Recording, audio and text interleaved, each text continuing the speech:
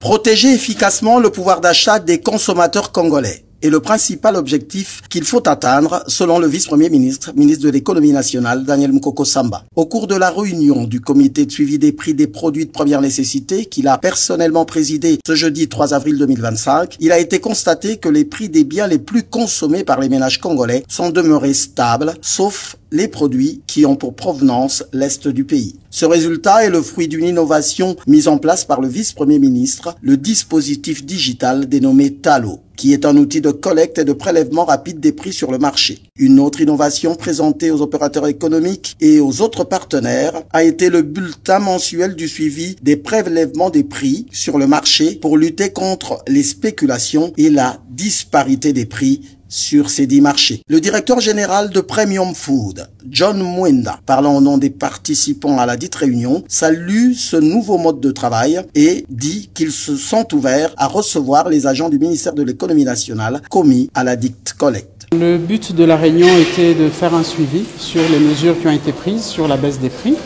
Donc le VPM nous a présenté toute la politique qui a été mise en place pour collecter les statistiques, les données, et s'assurer que les prix sont correctement respectés sur le marché. C'est super, c'est la première fois depuis plus de 20 ans en réalité que je suis dans ce secteur et c'est la première fois de voir un tel bulletin, donc félicitations.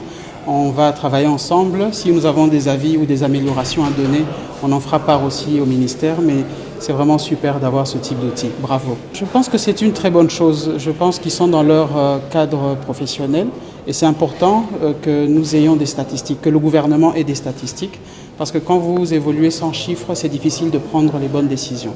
Pour pouvoir orienter correctement l'économie, il est critique d'avoir les bonnes informations du marché et ce dispositif est parfait pour nous. Les portes sont ouvertes, et je pense que le VPM a été clair là-dessus. C'est des services qui doivent venir, il n'y a rien à payer, ils viennent faire leur travail, ils sont pris en charge entièrement par le ministère de l'économie, ils sont les bienvenus.